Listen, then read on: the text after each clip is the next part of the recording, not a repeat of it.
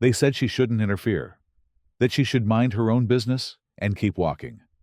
But Alicia Monroe had never been the kind of woman to ignore someone in pain, especially when the world told her not to care. This story isn't just about a missed flight. It's about the kind of courage that turns obstacles into invitations, and how one quiet act of humanity exposed a system built to overlook people like her. "Move along, ma'am. This doesn't concern you." The TSA officer's voice snapped across the terminal like a whip. Alicia Monroe froze, her fingers tightening around the handle of her rolling suitcase. Her boarding pass was crushed in her hand, already damp with sweat. Gate C-14 to Seattle. Final boarding. But just 10 feet away, an old man had collapsed to one knee, his oxygen tank tipping over, shirts and medical forms spilling across the airport floor like spilled secrets. It had all started like any other flight day. Alicia had risen before the sun in her tiny studio in Detroit, smoothed her navy blue blazer for the 15th time, and whispered a quiet prayer into her cracked bathroom mirror. This interview was her chance, her first real shot at escaping the underfunded clinic, where she'd patched wounds, counseled addicts, and led community health drives for nearly a decade. The position in Seattle wasn't just a promotion. It was a life raft, and she was down to her last breath. But that man, no one else even slowed. The crowd veered around him like water around a stone. His face was pale, lips pursed as if swallowing a cry for help. Alicia hesitated, torn between flight and conscience, between the ticking gate monitor and the deep pulse of her chest that whispered, "If you walk away, who will help him?" She stepped forward. "I'm a nurse," she said quickly, crouching beside the man. "Let me help you." He shook his head feebly.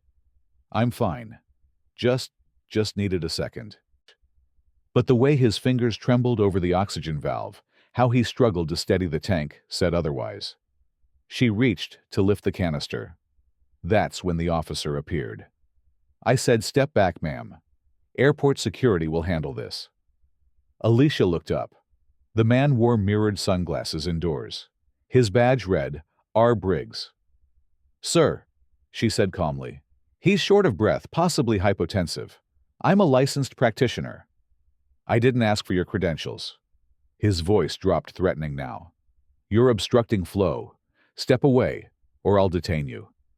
People began to watch. A woman holding a frappuccino pulled out her phone. Alicia stood slowly, body rigid. "I'm not causing a scene," she said. "But if this man collapses and dies, it's on your hands." The old man suddenly coughed violently. Alicia caught him by the shoulders before he could fall sideways. Officer Briggs reached for his radio. "I need backup at Terminal C. Possible non-compliant individual, female, African American." That did it. Alicia's breath caught. There it was. Not a nurse, not a citizen, just a profile. She could walk away, sure, preserve her flight, her chances. Or she could do what she'd always done, risk everything for someone invisible. She turned to the old man. "Sir, what's your name?" "Tom." "Thomas Green," he wheezed. "Can you walk if I support you?" "Maybe. Just slow." "Okay, let's go." She wrapped her arm around his back, steady but firm. Officer Briggs moved to block their path again, but a voice cut through. "She's not causing a problem, sir. I've got her on camera helping." A female voice, calm, measured. A uniformed airline staff member stood to the side, tablet in hand, her badge reading Marisol Vega. "If you want to explain to legal why you blocked a medical emergency, be my guest." Briggs hesitated. He stepped aside. Alicia felt her pulse still hammering in her ears, but they walked. Every second hurt. Every step away from her gate was a step away from the life she'd been scraping toward for years. But Thomas's breathing evened out under her arm. He leaned on her, less and less, as they neared the far end of the terminal. When they reached the bench at the end of the corridor, Thomas sat down with a sigh that sounded more emotional than physical. "You didn't have to do that," he rasped. "I wouldn't have blamed you for walking past." Alicia knelt to retie his shoelaces. "Yeah," she said softly, "but I would have blamed me." She glanced at the time. Her flight had long gone. So had her resume, her printed reference letters, the nervous hopes she'd folded into her suitcase like old love letters. Still in this small corner of the airport, beside a man who once couldn't breathe, and now quietly smiled at her. Something else settled the knowledge that she'd done the right thing, even when no one else would have. She didn't know it yet, but someone was still watching, and they hadn't missed a single moment. "You could have made that flight," Thomas said quietly, watching her stare at the departure screen like it might blink and give her a second chance. Alicia didn't answer right away. Her jaw-tightened hands folded on her knees. "Yeah," she finally said. "I could have." But something in her tone held not regret, but resolve. The bench was cool beneath her, the polished metal pressing into her lower back, as if reminding her she was still in the real world, not a dream, not the version of today, where she made it to Seattle and walked into that office with a crisp smile and too much hope packed in a leather folio. That version of her life was 36,000 feet in the air now without her. But she didn't regret staying. Not really. What she did regret was how easy it had been for that officer to reduce her to a problem, to a threat. As if helping someone like Thomas could be criminal. As if being a black woman with a nursing license standing up for someone who needed her was some kind of subversion. "You okay?" Thomas asked gently. Alicia exhaled. "Are you?" He nodded, adjusting the oxygen tube slightly. "You know," he murmured, "people usually pretend not to see me. Not just today. Most days." His voice was quiet, but every word landed like a stone. "It's like being old, means you stop mattering." She turned to him, her expression softening. "You do matter." He gave her a look, one eyebrow arching slightly, as if weighing the truth in her voice. Then, with a small smile, he said, "Then let me return the favor." Before she could ask what he meant, a voice buzzed through the intercom.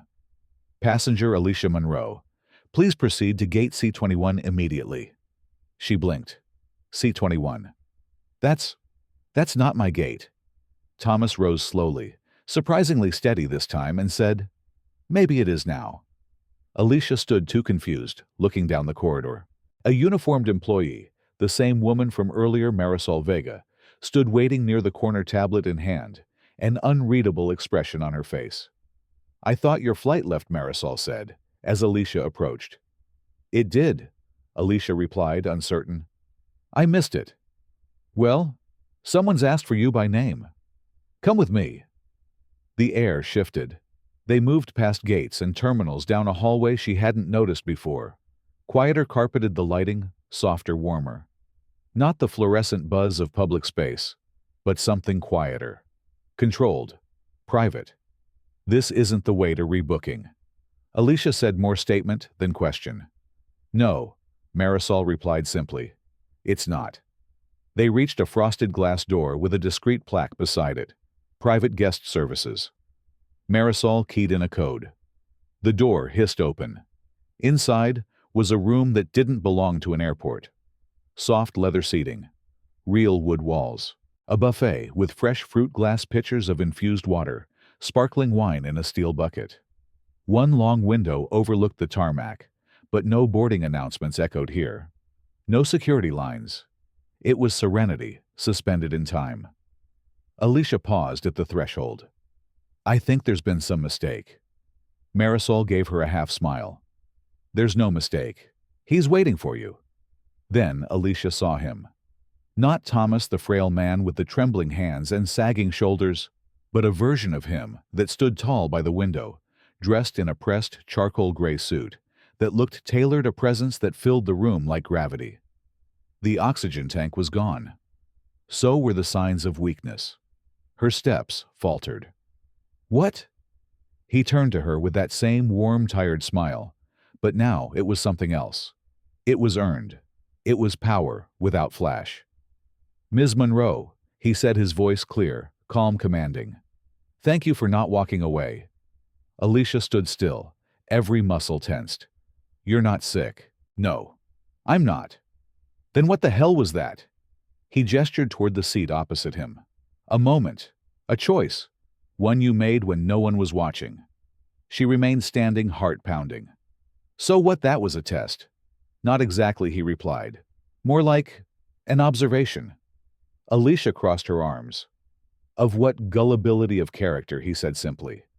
And then calmly, like he was telling her the weather, I'm Thomas R. Green, chairman of United Cross Health. And I think we should talk. Alicia didn't sit. Not right away. Her brain was still catching up to her body, still trying to reconcile the quiet old man who couldn't twist a bottle cap with the composed, almost regal presence standing before her now. Chairman. She blinked once, then again, hoping the room would shift back to reality. It didn't. I don't understand, she said finally, her voice low, guarded. You let me think you were struggling. You were struggling. Thomas gave a nod, not defensive, not smug, just steady. Because I do struggle, Alicia. I'm not faking age. The knees are real. The lungs are weaker than they used to be. But I've also learned that when I step into this world as myself, title, name, security detail, people only show me one version of who they are. The polished one. The safe one. He folded his hands in front of him. But the world doesn't need more people who know how to look good under pressure. It needs people who know how to do good under pressure. Alicia's jaw remained tight. So you just pretend to be helpless and wait for someone to pass your secret morality test? No, he said gently. I don't wait for help. I wait to see who notices. That hit her harder than she expected. Because he was right. In a sea of travelers, 100 people had passed him. Dozens had looked away. One had stopped. And what exactly do you do with that information, she asked, still standing still, rigid. I build teams, he said. I identify people who know how to lead without being told to. People who act from values, not validation. And then, he gestured around the elegant lounge, I offer them something better than whatever they were chasing. Alicia stared at him, her pulse beginning to slow. My job interview, she said. You knew I was headed to Seattle. I knew you were boarding a flight. But it was Ms. Vega who pieced the rest together. Marisol stepped into the room, now offering a polite nod. You dropped your folio at the bench, she explained. It had your resume. I glanced at it before I called gate operations. Alicia flushed. So you've read my resume now? Yes, Thomas said. And we were impressed. But more than that, I was impressed by you. By how you handled Briggs. By how you didn't ask for credit. You just did the right thing. Alicia finally lowered herself into the chair opposite him. Her legs felt like iron. Okay, I appreciate the sentiment, but I missed my shot. I can't afford to stay in Phoenix, and I certainly can't afford to. You won't have to. Thomas interrupted gently.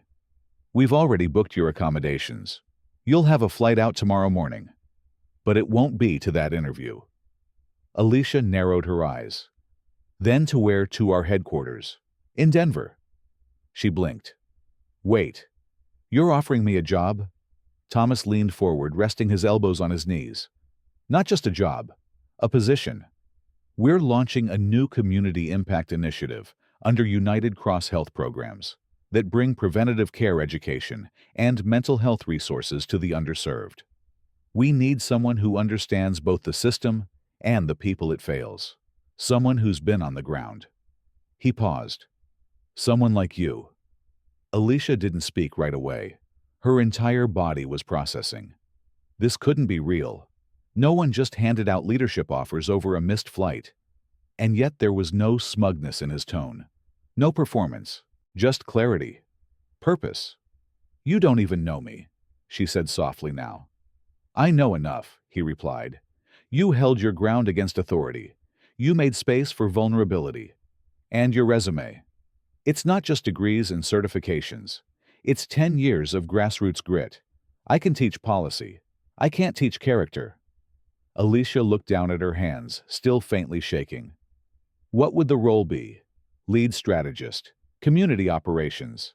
Starting salary is 6 figures with full benefits, relocation support, and autonomy to build the pilot program from the ground up. Her breath caught. She'd never even dreamed that high. Her voice cracked, and she swallowed hard. I don't have the right clothes. Or, I wasn't prepared for this. Thomas smiled. You showed up where it mattered. That's all the preparation I need. And as Alicia sat there somewhere between disbelief and awakening, she realized this moment, this impossible serendipitous moment, had only happened because she'd chosen someone else over herself. Because she'd believed that doing the right thing still mattered in a world built to reward convenience. But she didn't know yet that accepting the offer would do more than change her job. It would pull her into the center of a much bigger battle, one that would test whether kindness could still shake systems. Alicia had always believed that kindness mattered, but no one had ever told her it could rewrite her destiny. And now, sitting across from Thomas R. Green, in a quiet lounge, far removed from the chaos of Gate C-14, she felt the weight of a decision that wasn't just about a job. It was about finally being seen for who she was, not just what she could endure. But as the offer settled in her chest, like a second heartbeat, another sound echoed in her mind, the click of Officer Briggs's radio, the way his voice flattened her identity into a threat the way no one except Marisol had stepped in. That wasn't just about her. That was about every woman who looked like her and got labeled aggressive for caring, difficult for speaking, or dangerous for not shrinking. So she asked the question that had been clawing its way up her throat since Thomas made the offer. And what about him? Thomas tilted his head. Briggs. Alicia nodded. Is he still out there? Still profiling, still policing compassion? Thomas was quiet for a long beat, his fingers drumming lightly on the armrest. No, he said finally. He's been placed under review. Internal Affairs has already received the footage Marisol submitted, and I've submitted a formal statement as a witness. That word witness landed differently. It was more than observation. It was accountability. And if they try to sweep it under the rug, she pressed. Then they'll find a rug full of sharp edges, Thomas said calmly. I've worked too long to let men like that chip away at the trust we're trying to build. Alicia let herself exhale. Not out of relief, but out of readiness. Because something inside her had shifted. No longer a woman clawing toward an interview. She was now part of something larger. And it wasn't just about the next role, it was about becoming someone who made the system answer for its fractures. What happens next? She asked. You'll be flown to Denver, he said. We've reserved a suite near the campus. You'll have a week to get familiar with the team. After that, we'll start with the Phoenix District Pilot Program's field partnerships. Your call who gets the first round of funding. That startled her. Her call. You're serious. As a bypassed community clinic, Thomas said. I didn't offer you this because I needed a face on a brochure. I need someone who's been underpaid, overworked, and still wakes up every morning thinking about someone else's dignity. That's you. Alicia's eyes burned, not just from the intensity of it all, but from the fact that someone finally saw the decade she'd survived. Every time she'd waited for late buses to shift changes, every weekend, she ran HIV tests out of a mobile van, while city leaders cut funding for outreach. All of that now mattered. Still, she hesitated. Why me? Why not someone with more corporate polish? Because he said, his voice lowering. I'm tired of hiring people who know how to run a spreadsheet, but not how to look someone in the eyes and see their story. I'm tired of watching empathy get trained out of leaders. You don't need training, Alicia. You need a platform. That silenced her. Finally, she whispered, Okay, I'll do it.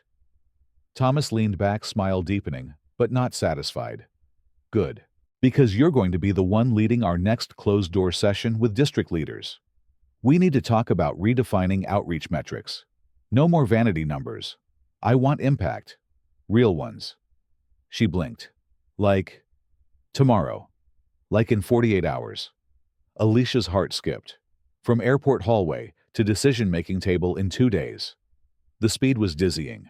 The trust even more so. I don't even have a clean blazer, she joked weakly. We'll have a wardrobe stipend ready before your flight. They both laughed, hers nervous, his knowing. But beneath the lightness was something solid. A pact, unspoken.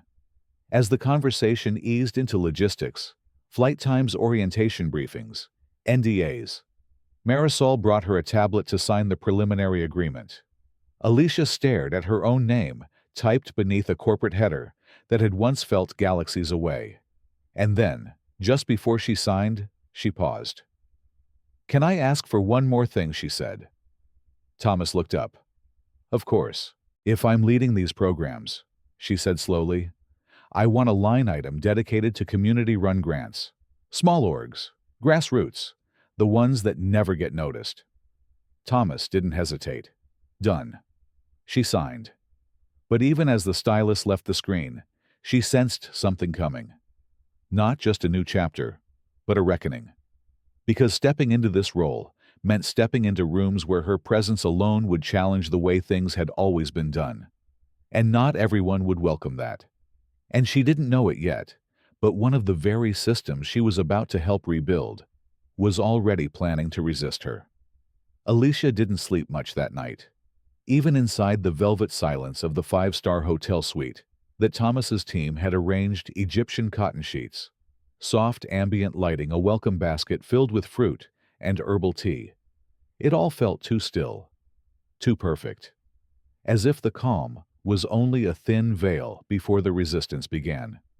Because she knew what was coming.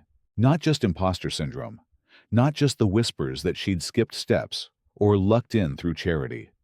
No, the real storm would come from people in tailored suits who smiled during meetings and nodded at her ideas, only to dismantle them behind closed doors with phrases like misaligned with strategic KPIs. Alicia had worked in enough public health systems to know that bureaucracy didn't fear new ideas. It feared new voices. She kept replaying her own words at the end of that meeting. "I want a line item for grassroots grants." It sounded small, but it wasn't. That single request redirected power. And when you shift power, you don't just get pushback. You get war dressed in HR speak and policy reviews. The next morning, Alicia arrived at the private terminal 10 minutes early, wearing a fitted navy jacket, one size too tight, her only formal outerwear. Thomas was already there reading a file. He looked up and gave a single nod of approval. Not of how she looked, but that she showed up early, intentional, focused. "Ready for liftoff?" he asked with a small smile. She answered with a soft, "Let's do it." The flight to Denver was smooth. Too smooth. Like a breath held too long. Alicia sat beside Thomas reviewing case studies of failed outreach programs. They didn't talk much, but he would occasionally glance over and ask pointed questions. What would you have done differently? Who was missing from this decision? What data matters to them, not about them? She answered thoughtfully each time, but she knew it wasn't a quiz. It was alignment, a tuning fork between intention and leadership. By the time they landed, Alicia had already outlined a draft framework in her notes app. Denver greeted them with brittle cold and clean skies. A black car with tinted windows picked them up from the tarmac and whisked them straight to United Cross's Innovation Wing, an angular glass-fronted building tucked behind the main campus. It looked more like a tech think tank than a healthcare headquarters. Inside, sleek lines, frosted glass quotes about disruption etched into the walls. Alicia exhaled as they passed the front desk. Showtime. Thomas led her straight into a conference room where 6 people were already seated around a long table. Nameplates, notepads, branded still water. A screen displayed the words, "Community Impact, Revamp Closed Session." He turned to the room and gestured. "This is Alicia Monroe. She'll be leading today's session." A moment of pause. Eyebrows lifted. Pen stilled. One woman, a blonde in a coral blazer, smiled too quickly. "So nice to meet you. You're..." The social impact candidate. Alicia stepped forward. "No," she said evenly. "I'm the strategist." She sat down. What followed was 90 minutes of careful navigation. She presented a model built around partnership with local clinics, rotating mobile health teams, and a quarterly review board made up not just of execs, but of patients.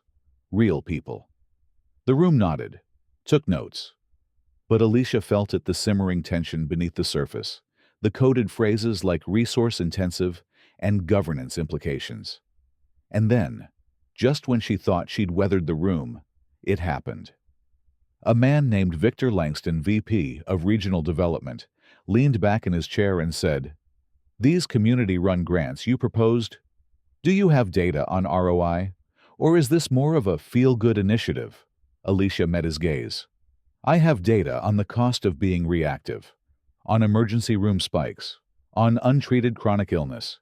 If we invest early, we don't just save money. We save lives." Victor chuckled.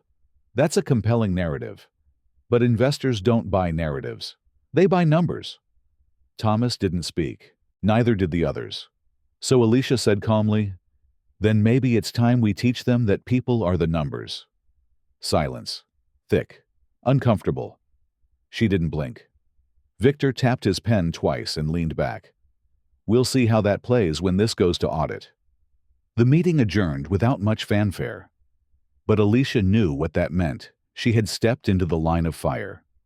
As she packed her bag, Thomas pulled her aside. "You knew that was coming," he said. "I did. Want me to step in?" She shook her head. "If I can't defend this myself, I don't deserve to lead it." He studied her, then smiled. "Good answer." But as she left the room, Alicia's phone buzzed. A text from a number she didn't recognize. "Watch your inbox. You've made the wrong people nervous." And just like that, the war she'd sensed brewing had quietly begun. Alicia stared at the message on her phone like it was written in static. "Watch your inbox. You've made the wrong people nervous." The words buzzed in her chest long after the screen dimmed. She didn't know who sent it, anonymous number, no signature, but the message wasn't vague. It was surgical. Whoever it was, they didn't just want to rattle her. They wanted her to doubt herself. And for a flicker of a moment, she did. Because she knew what came next in institutions like this. Silence dressed as protocol delays disguised as due diligence, and meetings suddenly held without her. Alicia had walked these tightropes before, just never this high up. But she didn't come this far to start tiptoeing. By the next morning, the email arrived. Not from a burner number this time, but from Victor Langston's office. Subject line: clarification on strategic role expectations. That bureaucratic tone was unmistakable, icy neat, rehearsed.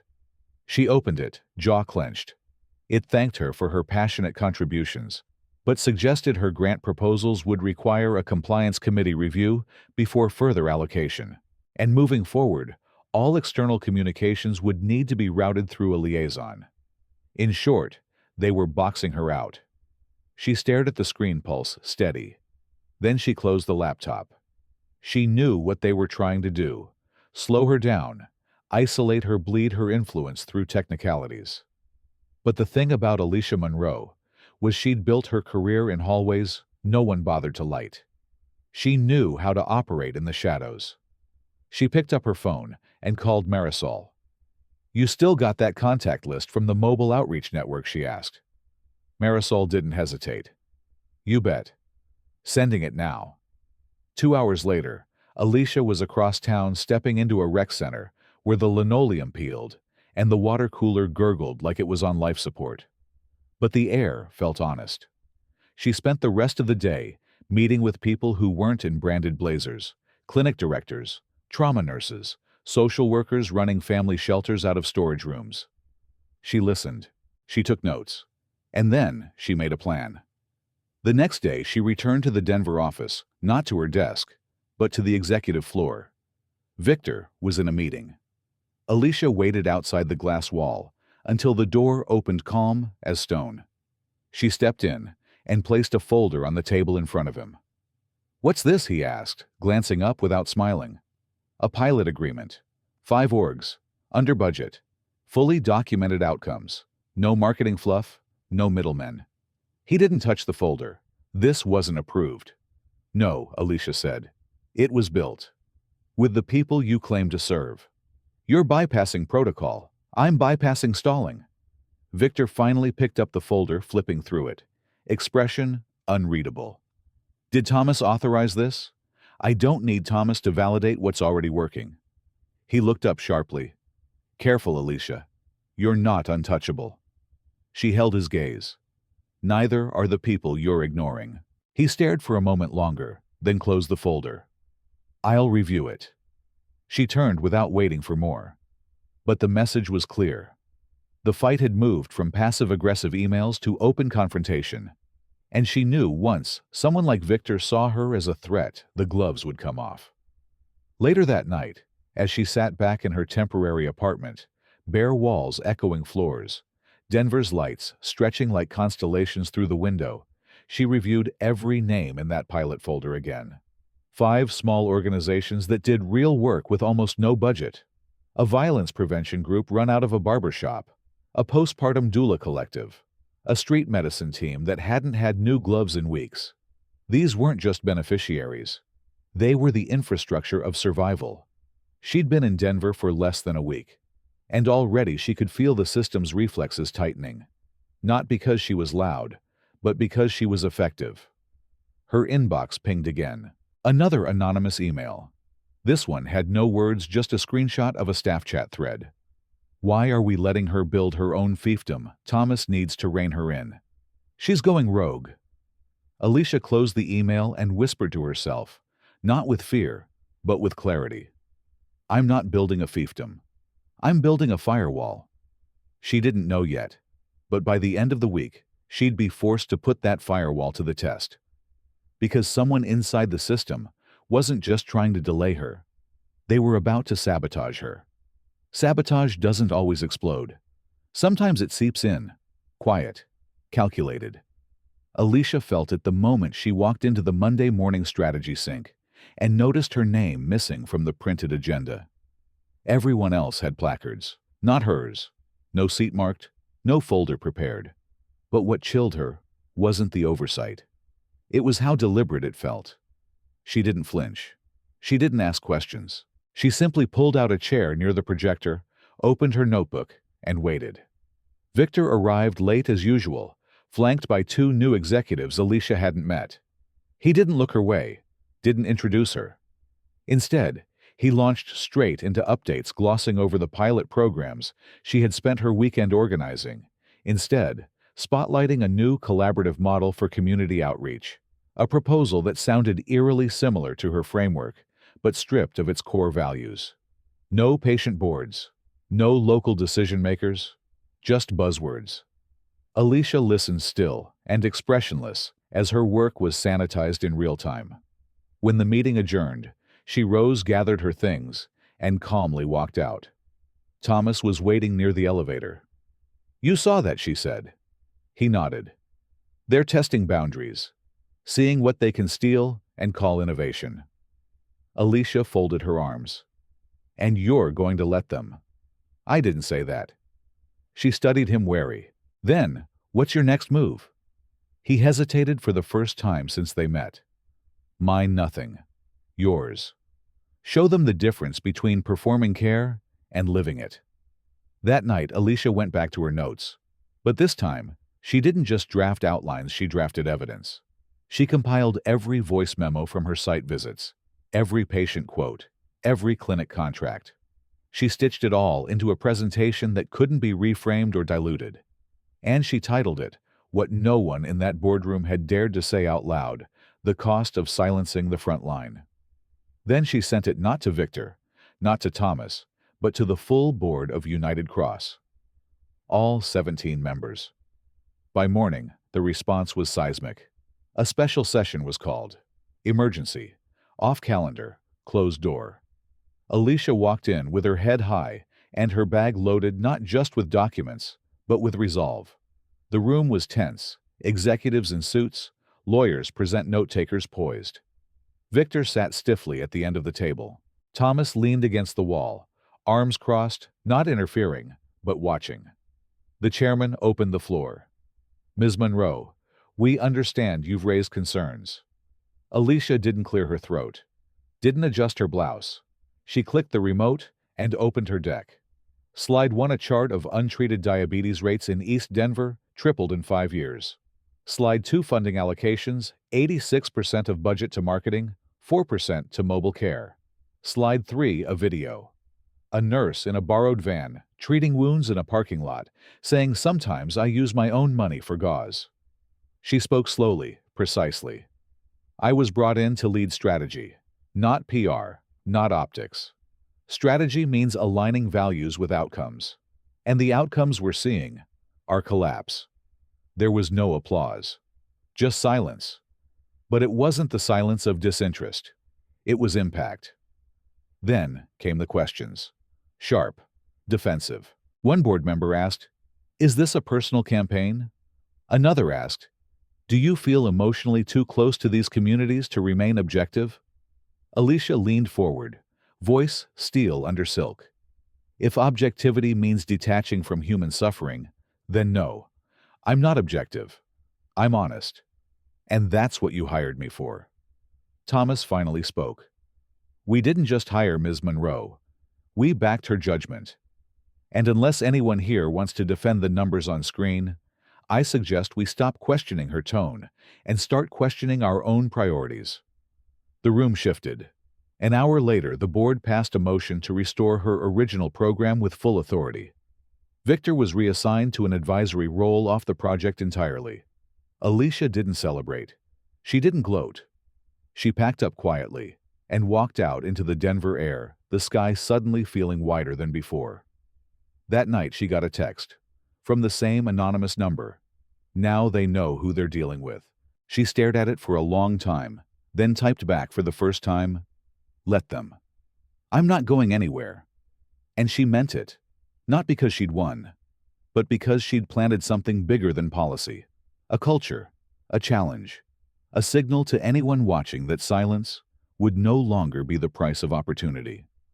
Alicia Monroe had missed a flight, but found her purpose. And the system that tried to delay her, it just made her impossible to ignore.